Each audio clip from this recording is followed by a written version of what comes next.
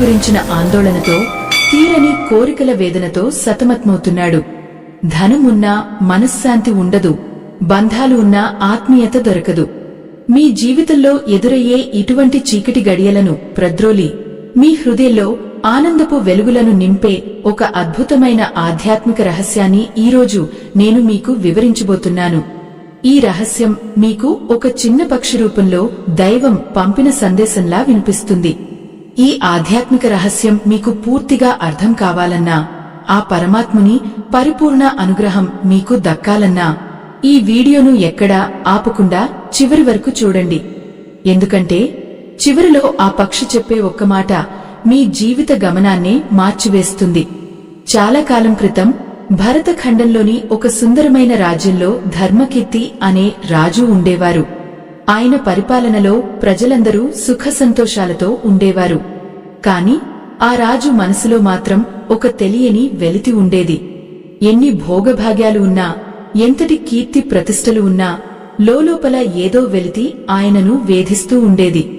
ఒకనాటి ఉషఃకాలంలో సూర్యభగవానుడి లేత కిరణాలు భూమిని తాకుతున్న సమయంలో రాజుగారు తన ఉద్యానవనంలో విహరిస్తున్నారు. ఆ వాతావరణం ఎంతో ప్రసన్నంగా ఉంది. పూల సువాసనలు గాలిలో తేలుతున్నాయి. అప్పుడే ఆయనకు ఒక వింతైన కాంతి కనిపించింది. ఆ కాంతి ఒక మర్రిచెట్టు కొమ్మ మీద కూర్చున్న ఒక చిన్న పక్షి నుండి వస్తోంది. ఆ పక్షి సామాన్యమైనది కాదు. దాని ఈకలు బంగారు వర్ణంలో మెరుస్తూ, కళ్ళు జ్ఞానంతో వెలుగుతున్నాయి. ఆ పక్షి పేరు జ్ఞానపక్షి. పూర్వకాలంలో మన పురాణాలలో ఇలాంటి పక్షుల ప్రస్తావన ఉంది. ఉదాహరణకు మహాభారతంలో ఒక పక్షి ధర్మరాజుకు ధర్మ సందేహాలను తీర్చిన సందర్భం మనకు గుర్తుంది. అలాగే ఇక్కడ కూడా ఈ జ్ఞానపక్షి రాజుగారి హృదయంలోని అశాంతిని గమనించింది. రాజు ఆ పక్షి దగ్గరకు వెళ్లి, ఓ దివ్య విహంగమా, నీ శరీరంలోని ఈ కాంతికి కారణం ఏమిటి? నీవు ఇంత ప్రశాంతంగా ఎలా ఉండగలుగుతున్నావు? సర్వసంపదలు ఉన్న నాకు లేని ఆనందం నీలో ఎలా కనిపిస్తోంది అని వినయంగా ప్రశ్నించాడు. అప్పుడు ఆ పక్షి తన మధురమైన స్వరంతో, రాజా, బాహ్య ప్రపంచంలో వెతికే ఆనందం ఎప్పుడూ తాత్కాలికమే. నీవు వెతుకుతున్న శాంతి నీ లోపలే ఉంది, కాని నీవు దానిని బయట వస్తువులలో వెతుకుతున్నావు. నేను నీకు 3 రహస్యాలను చెబుతాను. అవి నీవు పాటిస్తే నీ జీవితం ఒక వెలుగుల పండగ అవుతుంది అని పలికింది. రాజు ఎంతో ఆసక్తితో ఆ పక్షి చెప్పే మాటల కోసం ఎదురుచూడసాగాడు. ఆ పక్షి తన రెక్కలను విదిలిస్తూ ఉదయపు సూర్యకాంతిలో మెరిసిపోతూ మొదటి సత్యాన్ని వివరించడం మొదలుపెట్టింది. రాజా, మొదటి రహస్యం ఏమిటంటే గడిచిన కాలం గురించి చింతించడం మానేయడం. గతం అనేది ఒక రాలిన పండు వంటిది. అది మళ్లీ కొమ్మకు అతుక్కోదు. కాని మనిషి ఆ రాలిన పండు కోసమే ఏడుస్తూ చేతిలో ఉన్న మకరందాన్ని ఆస్వాదించడం మర్చిపోతున్నాడు. ఈ మాటలు వింటున్న రాజుకు తన గతంలోని ఓటములు, బాధలు గుర్తొచ్చాయి. కాని ఆ పక్షి కాంతి ఆయన మనసులోని చీకటిని మెల్లమెల్లగా తొలగిస్తోంది. ఆ పక్షి తన రెక్కలను విదిలిస్తూ రాజు కళ్లలోకి తేరిపారా చూస్తూ తన మధురమైన స్వరంతో ఇలా పలకడం మొదలుపెట్టింది. రాజా, గడిచిన కాలం ఒక స్వప్నం వంటిది. అది కరిగిపోయింది. దాని గురించి విచారించడం అంటే ఆకాశంలో అదృశ్యమైన మేఘం కోసం వెతకడం వంటిదే. చూడు, ఈ ఉద్యానవనంలోని సెలయేరు ఎంత వేగంగా ప్రవహిస్తోందో. అది ఒక్క క్షణం కూడా వెనక్కి తిరిగి చూడదు. ముందుకు సాగడమే దాని స్వభావం. నీవు కూడా ఆ సెలయేరులా సాగిపోవాలి.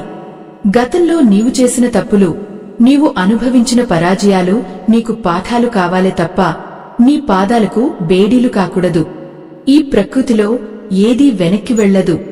సూర్యుడు అస్తమించాక మళ్లీ ఉదేస్తాడే తప్ప అస్తమించిన చోటే ఆగిపోడు. పువ్వు వికసించిన తర్వాత రాలిపోతుంది కాని మళ్లీ మొగ్గగా మారాలని కోరుకోదు. ఇది సృష్టి ధర్మం. ఈ నిరంతర ప్రవాహంలో పాతదానిని వదిలేస్తేనే కొత్తదానికి చోటు దొరుకుతుంది. రాజు ఆ మాటలకు మంత్రముగ్ధుడే వింటున్నాడు.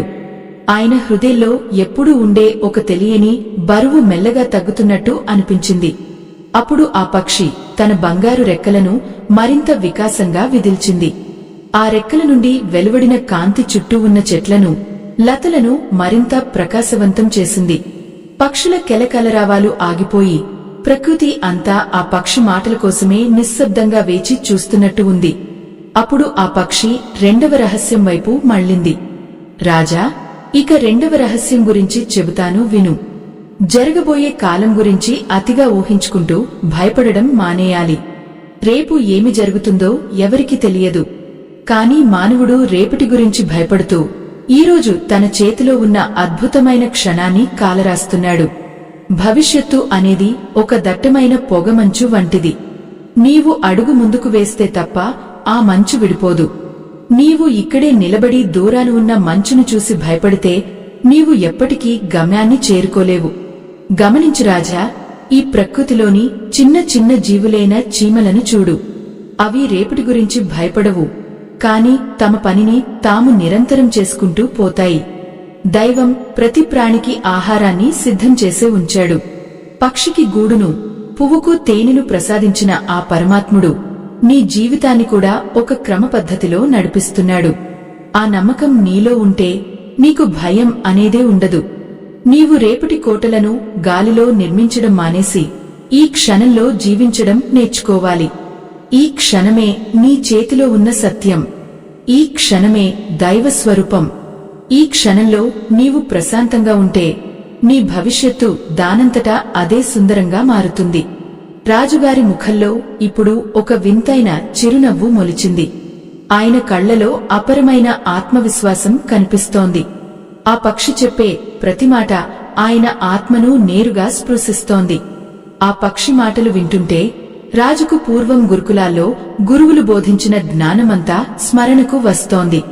సూర్యకాంతి ఇప్పుడు మరింత తీక్షణమైంది, కాని అది తాపాన్ని ఇవ్వడం లేదు.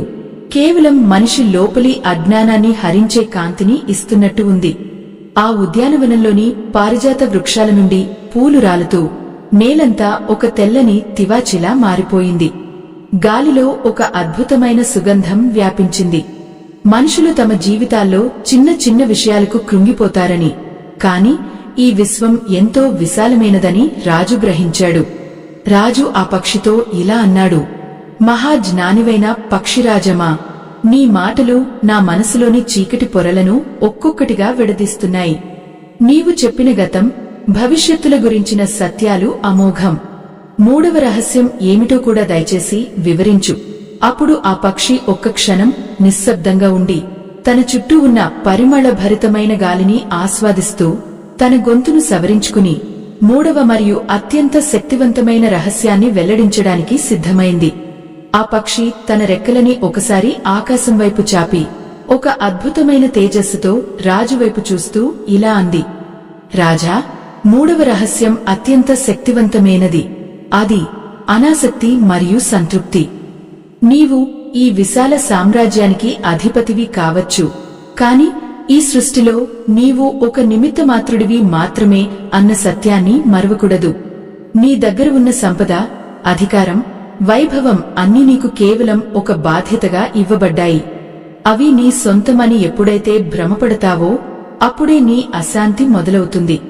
ఈ లోకంలో ఏదీ శాశ్వతం కాదు. నీవు దేనినైతే గట్టిగా పట్టుకోవాలని ప్రయత్నిస్తావో అది నీకు బంధనంగా మారుతుంది.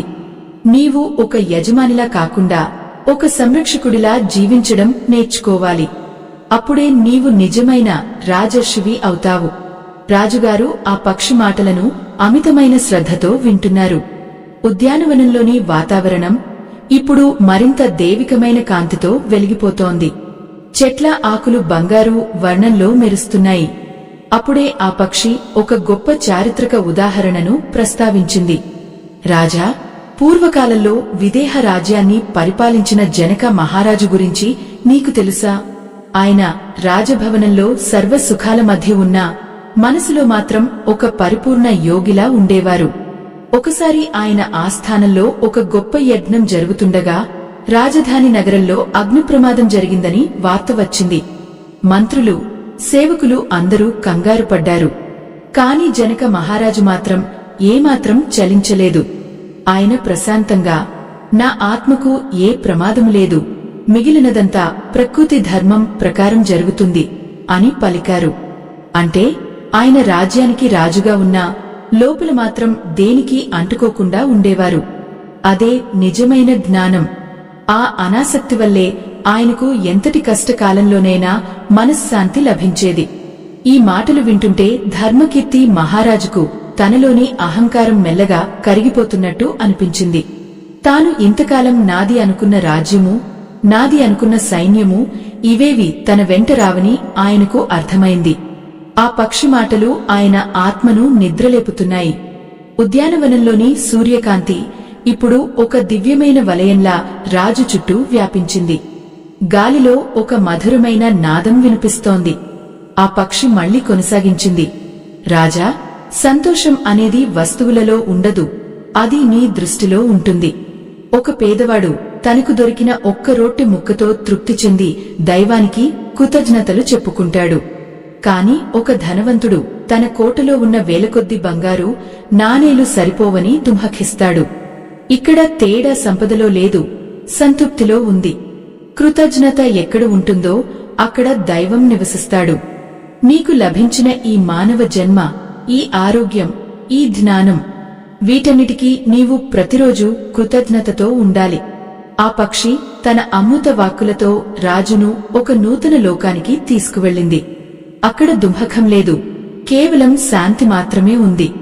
రాజు తన 2 చేతులను జోడించి ఆ పక్షికి నమస్కరిస్తూ, ఓ మహాజ్ఞాని, నీవు చెప్పిన ఈ 3 రహస్యాలు నా కళ్లను తెరిపించాయి. గతాన్ని వదలడం, భవిష్యత్తును చూసి భయపడకపోవడం, వర్తమానంలో అనాసక్తితో ఉండటం, ఇవి ఎంతటి గొప్ప సత్యాలు. కాని నా మనసులో ఇంకా ఏదో ఒక సందిగ్ధత మిగిలి ఉంది. ఈ లోకంలో జీవిస్తూ, ఈ బాధ్యతలను నిర్వహిస్తూ ఆ పరమాత్ముని మార్గంలో ఎలా సాగాలి? మనిషికి తన కర్తవ్యం పట్ల ఉండవలసిన నిబద్ధత ఏమిటి అని ప్రశ్నించాడు. అప్పుడు ఆ జ్ఞానపక్షి తన కళ్లను ఒకసారి మూసుకుని లోతైన ధ్యాన ముద్రలోకి వెళ్ళింది. ఆ సమయంలో ఆ పక్షి చుట్టూ ఒక తెల్లని కాంతి పుంజం ఏర్పడింది. ఆ కాంతి నుండి కొన్ని అద్భుతమైన తరంగాలు వెలువడి రాజు హృదయంలోని చివరి అజ్ఞానపు పొరలను కూడా తొలగించసాగాయి. ఆ పక్షి మళ్లీ కళ్లు తెరిచి రాజువైపు కరుణా పూర్వకమైన చూపుతో చూస్తూ ఇలా పలకడం ప్రారంభించింది. రాజా, కర్తవ్యం అనేది దైవకార్యం. నీవు చేసే ప్రతి పనిని ఆ భగవంతుని అర్పితం చేయాలి. ఒక శిల్పి విగ్రహాన్ని మలిచేటప్పుడు కేవలం ఆ రూపం మీద మాత్రమే దృష్టి పెడతాడు. ఆ విగ్రహం రేపు గుడిలో పూజలందుకుంటుందా లేదా అనే ఆలోచన ఆయనకు ఉండదు. అలాగే నీవు కూడా ఫలాపేక్ష లేకుండా నీ బాధ్యతలను నెరవేర్చు. ఫలితం గురించి చింతించుకు. ఈ విశ్వం ఒక క్రమపద్ధతిలో నడుస్తోంది. నీవు నీ వంతు పాత్రను సరిగ్గా పోషిస్తే చాలు. ఆపై అంతా ఆ సర్వేశ్వరుడు చూసుకుంటాడు. ఇదే నీవు తెలుసుకోవలసిన పరమ రహస్యం. ఇలా చెబుతూ ఆ పక్షి తన రెక్కలను ఒకసారి బలంగా ఆడిస్తూ ఆకాశం వైపు చూసి రాజుకు తన 4వ పాఠాన్ని వివరించడానికి సిద్ధమైంది. రాజా, నీవు తెలుసుకోవలసిన 4వ రహస్యం సర్వభూత దయ మరియు అంతరంగ శుద్ధి. ఈ విశాల సృష్టిలో ఉన్న ప్రతి ప్రాణిలోనూ ఆ పరమాత్మ వెలుగు నిండి ఉంది అన్న సత్యాన్ని నీవు గుర్తించాలి. నీవు కేవలం నీ రాజ్యంలో ఉన్న మనుషులను మాత్రమే కాదు, అడవిలోని పశుపక్షాదులను, నేలమీద ప్రాకే చిన్న చీమను కూడా నీ ప్రాణంలాగే ప్రేమించాలి. ఎప్పుడైతే నీవు ఇతరుల బాధను నీ సొంత బాధగా భావిస్తావో అప్పుడే నీవు దైవానికి అత్యంత దగ్గరవుతావు. అహంకారం లేని హృదయం ఒక స్వచ్ఛమైన స్ఫటికం వంటిది. ఆ స్ఫటికంలోనే దైవత్వం ప్రతిబింబిస్తుంది. నీ మనసులో అసూయ, ద్వేషం, క్రోధం వంటి మాలిన్యాలు గూడు కట్టుకుని ఉంటే ఆ పరమాత్ముని కృపా కిరణాలు నీపై ప్రసరించినా నీవు వాటిని గ్రహించలేవు. ఆ ఉద్యానవనంలోని వాతావరణం ఇప్పుడు మరింత దివ్యంగా మారింది. సూర్యకాంతి బంగారు ధారల్లా చెట్ల కొమ్మల నుండి జారుతూ నేలపై ముగ్గులు వేస్తోంది. ఆ వెలుగులో ఆ జ్ఞానపక్షి శరీరం ఒక వెలుగుతున్న దీపంలా కనిపిస్తోంది. అప్పుడు ఆ పక్షి రాజుకు ఒక అద్భుతమైన చారిత్రక ఉదాహరణను వివరించింది. రాజా, పూర్వకాలంలో రంతిదేవుడు అనే మహారాజు ఉండేవారు. ఆయన తన సంపదనంతా ప్రజలకు దానం చేసి చివరకు ఆకలితో అలమటిస్తున్న సమయంలో కూడా తన కళ్ల ముందు ఉన్న ఆహారాన్ని త్యాగం చేశారు. తన దగ్గరకు వచ్చిన ఒక దాహార్తుడికి, ఒక ఆకలితో ఉన్న బాటసారికి, ఆఖరికి ఒక దీన స్థితిలో ఉన్న కుక్కకు కూడా తన వద్ద ఉన్న కొద్దిపాటి ఆహారాన్ని సంతోషంగా పంచి ఇచ్చాడు. ఆయనకు ప్రతి జీవిలోనూ ఆ సాక్షాత్తు నారాయణుడే కనిపించాడు. ఆ నిస్వార్థ ప్రేమే ఆయనను అమరత్వం వైపు నడిపించింది. రాజా, అధికారం అనేది ఇతరులను శాసించడానికి లభించినది కాదు. అది దీనులకు సేవ చేయడానికి ప్రకృతి నీకు ఇచ్చిన గొప్ప అవకాశం. నీవు నీ ప్రజల కళ్లలో ఆనందాన్ని చూసినప్పుడు ఆ భగవంతుడు నీపై ఆశీర్వాదాలు కురిపిస్తాడు. ఈ సత్యాన్ని గ్రహించిన రోజే నీవు నిజమైన రాజర్షివి అవుతావు. ఈ మాటలు వింటుంటే ధర్మకీర్తి మహారాజు కళ్ల నుండి ఆనంద బాష్పాలు రాలాయి. ఆయన మనసులోని అశాంతి అంతా కరిగిపోయి ఒక తెలియని ప్రశాంతత ఆవరించింది. ఆ ఉద్యానవనంలోని పారిజాత వృక్షాల నుండి పూలు రాలుతూ నేలంతా ఒక సుగంధ భరితమైన తెల్లని తివాచీలా మారిపోయింది. గాలిలో ఒక మధురమైన ఓంకార నాదం ప్రతిధ్వనిస్తున్నట్టు రాజుకు అనిపించింది. ప్రకృతి మొత్తం ఒక దివ్యమైన తేజస్సుతో నిండిపోయింది. మనిషి తన పరిధులను దాటి విశ్వప్రేమను పొందినప్పుడు అతడికి అసాధ్యమైనది ఏదీ ఉండదని రాజు అర్థం చేసుకున్నాడు. ఆ పక్షి తన ముక్కుతో ఒక పారిజాత పుష్పాన్ని అందుకుని రాజు హృదయానికి దగ్గరగా ఉంచింది. అది ఒక దివ్యమైన స్పర్శలా రాజును పులకింపజేసింది. భక్తులారా, ఈ జ్ఞానపక్షి చెబుతున్న ఈ అపురూపమైన జీవన సత్యాలు మీ హృదయాలను తాకుతున్నాయని, మీలో ఒక నూతన ఉత్తేజాన్ని నింపుతున్నాయని నేను ఆశిస్తున్నాను. ఈ ఆధ్యాత్మిక ప్రయాణంలో మేము అందిస్తున్న ఈ అమృత వాక్కులు మీకు ప్రశాంతతను చేకూర్చినట్లయితే మన ఈ ధర్మ ప్రచార కార్యక్రమానికి మీ వంతు సహకారాన్ని అందించండి. మన ఈ ఆధ్యాత్మిక పరివారం ఇంకా వృద్ధి చెందడానికి ఈ ఉన్నతమైన సందేశాన్ని మరికొందరికి చేరవేయడంలో మీరు భాగస్వాములు కావాలని మనస్ఫూర్తిగా కోరుకుంటున్నాను. మీ ఒక్క చిన్న ప్రోత్సాహం ఎంతో మంది జీవితాల్లో వెలుగులు నింపగలదు. ఆ పక్షి తన పాఠాన్ని కొనసాగిస్తూ 5వ రహస్యాన్ని వివరించడానికి సన్నద్ధమైంది. రాజు హృదయం ఇప్పుడు ఒక వికసించిన పద్మంలా తయారైంది. జ్ఞానకాంతి ఆయన ముఖంలో వర్ణించలేనంతటి తేజస్సును ఇస్తోంది. ఆ పక్షి తన మధురమైన గొంతుతో, రాజా, ఇక 5వ రహస్యం గురించి చెబుతాను విను అంటూ మళ్లీ ప్రసంగించడం మొదలుపెట్టింది. రాజు ఆ మాటల కోసం సర్వేంద్రియాలను ఏకం చేసి అమితమైన ఏకాగ్రతతో వినడం ప్రారంభించాడు. ఆ పక్షి తన గొంతును మరింత గాంభీర్యంగా మార్చి మనిషి తన అంతరాత్మను ఎలా దర్శించుకోవాలో వివరిస్తూ ఇలా పలికింది. రాజా, 5వ రహస్యం మౌనం. ఈ ప్రపంచంలో మనిషి తన మాటల ద్వారా సగం శక్తిని కోల్పోతున్నాడు. మిగిలిన సగం శక్తిని అనవసరమైన ఆలోచనల ద్వారా వృధా చేస్తున్నాడు. మౌనం అంటే కేవలం మాట్లాడకపోవడం కాదు. నీ మనసులోని రొదను ఆపివేసి అంతరంగంలో ఉండే నిశ్శబ్దాన్ని వినడం నేర్చుకోవాలి. ఆ నిశ్శబ్దంలోనే దైవం నీతో మాట్లాడుతాడు. ఆ నిశ్శబ్దమే పరమాత్మ స్వరూపం. నీవు ప్రతిరోజు కొంత సమయాన్ని ఏకాంతంగా, మౌనంగా గడపాలి. అప్పుడు నీలోని అశాంతి అంతా కడిగివేయబడి నీవు ఒక స్వచ్ఛమైన కాంతిపుంజంలా మారుతావు. మౌనం అనేది నీ ఆత్మకు కవచం లాంటిది. అది నిన్ను బయటి ప్రపంచంలోని విమర్శల నుండి, పొగడ్తల నుండి రక్షిస్తుంది. ఆ ఉద్యానవనంలోని వాతావరణం ఇప్పుడు అత్యంత ప్రశాంతంగా, ఆనందమయంగా మారింది. గాలి కూడా నిశ్శబ్దంగా వీస్తోంది. చెట్ల ఆకులు కూడా ఆ పక్షి మాటలకు పరవశించి కదలడం మానేశాయి.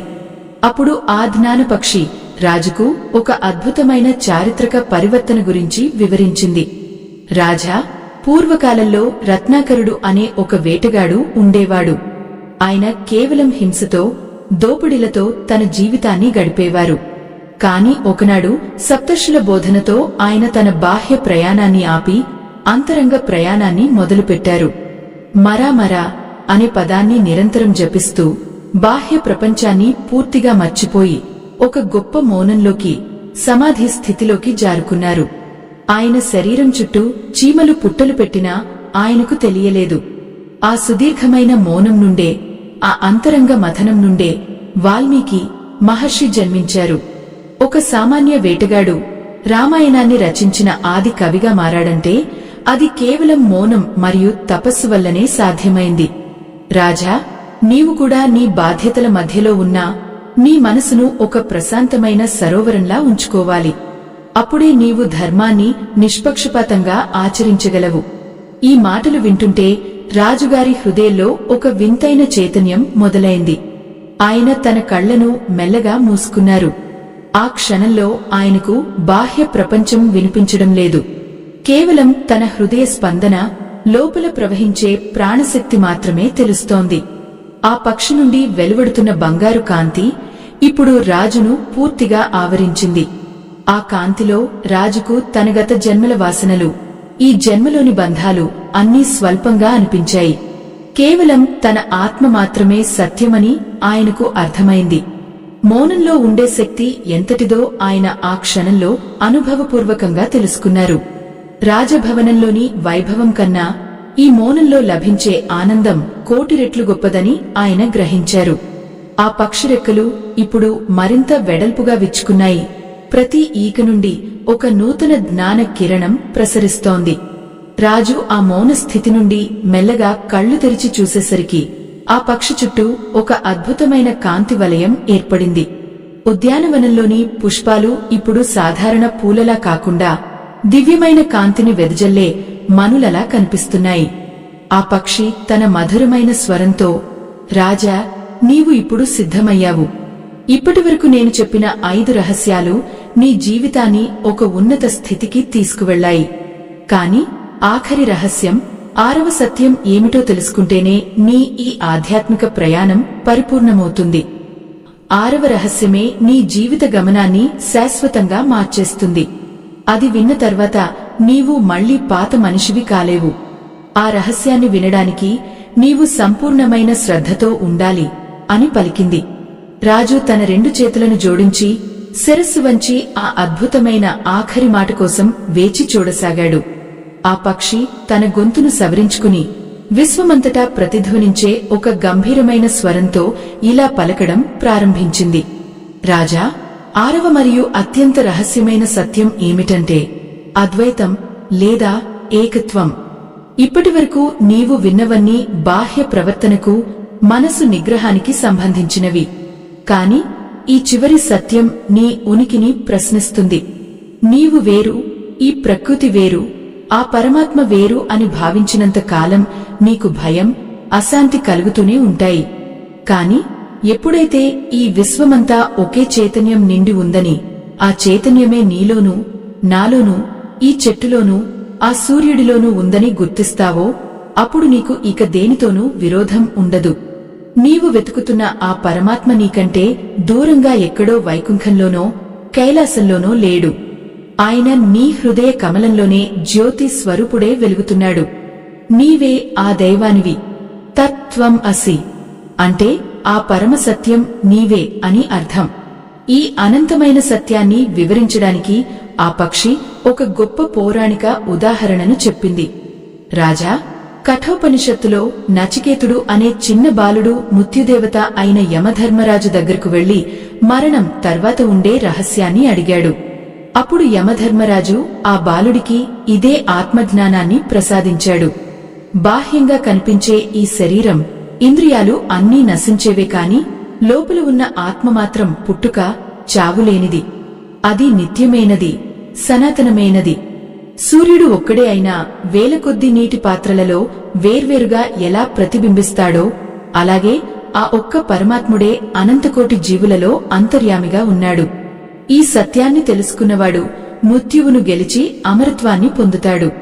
రాజా, నీవు ఈ సింహాసనాన్ని, ఈ కిరీటాన్ని నీవుగా భావించవద్దు. నీవు ఆ అనంతమైన కాంతిలో ఒక భాగవి. ఈ సృష్టి అంతా నీ ప్రతిరూపమే. ఆ పక్షి ఈ మాటలు పూర్తి చేయగానే ఆ ఉద్యానవనంలో ఒక అనిర్వచనీయమైన నిశ్శబ్దం ఆవరించింది. ఆ నిశ్శబ్దంలో ఒక అద్భుతమైన దివ్య కాంతి రాజును చుట్టుముట్టింది. రాజు కళ్ల ముందు ఈ ప్రపంచమంతా మాయమైపోయి కేవలం ఒకే ఒక్క వెలుగు కనిపిస్తోంది. ఆ వెలుగులో ఆయనకు తనకు, ఆ పక్షికి మధ్య ఎటువంటి భేదం కనిపించలేదు. ఆ పక్షి తన బంగారు రెక్కలను ఒక్కసారి విదిల్చి ఆకాశంలోకి ఎగిరిపోయింది. కాని రాజుకు మాత్రం ఆ పక్షి ఎక్కడికి వెళ్లలేదని, తన లోపలే ఒక మధురమైన స్వరమే నిలిచిపోయిందని అర్థమైంది. ఆయన మనసులోని చివరి సందేహం కూడా పటపంచలేపోయింది. రాజు తన కళ్ళు తెరిచేసరికి ఆయన ఒక నూతన మనిషిగా మారారు. ఆయన ముఖంలో ఇప్పుడు రాజుకు ఉండే గర్వం లేదు, కేవలం ఒక యోగికి ఉండే ప్రశాంతత, ఒక తండ్రికి ఉండే కరుణ మాత్రమే ఉన్నాయి. భక్తులారా, ఈ ఆధ్యాత్మిక రహస్యాలు మీ జీవితంలో కూడా వెలుగులు నింపుతాయని నేను విశ్వసిస్తున్నాను. ఈ ప్రయాణం కేవలం రాజుగారిది మాత్రమే కాదు, మనందరిది. ఈ దివ్యమైన సందేశాన్ని మీ ఆత్మబంధువులతో పంచుకుని లోక కళ్యాణంలో మీరు కూడా భాగస్వాములు కావాలని కోరుకుంటున్నాను. మన ఈ ఆధ్యాత్మిక పరిచయం ఇలాగే కొనసాగాలని, మరిన్ని జ్ఞాన గుళికలను మీకు అందించాలని మా సంకల్పం. మీ ప్రోత్సాహం, మీ మద్దతు మాకు ఎంతో బలాన్నిస్తాయి. ఈ వీడియో మీకు నచ్చినట్లయితే మీ అనుభూతిని మాకు తెలియజేయండి. మనందరం కలిసి ఆ పరమాత్ముని వైపు అడుగులు వేద్దాం. రాజా ధర్మకీర్తి ఆ రోజు నుండి తన రాజ్యాన్ని ఒక బాధ్యతగా కాకుండా ఒక ఆరాధనగా పరిపాలించసాగాడు. ఆయన ప్రజలందరిలోనూ తనను తాను చూసుకోగలిగాడు. కష్టం వచ్చినా, సుఖం వచ్చినా ఆయన చలించలేదు. ఆ పక్షి చెప్పిన చివరి మాట, నీవు వెతుకుతున్నది నీలోనే ఉంది అనే సత్యం ఆయన ప్రతి శ్వాసలోనూ ప్రతిధ్వనించింది. మనిషి తనను తాను తెలుసుకున్నప్పుడే ఈ సృష్టిలోని సర్వ సంపదలు అతడి పాదాల దగ్గర దాసోహమంటాయి. ఆనందం అనేది బయట దొరికే వస్తువు కాదు, అది నీ లోపల ప్రవహించే అమృతధార. ఈ సత్యాన్ని గ్రహించి శాంతితో, ప్రేమతో జీవించడమే మానవ జన్మకు సార్థకత. ఈ ఆధ్యాత్మిక ప్రయాణం ఇక్కడితో ముగిసిపోయింది. స్వస్తి.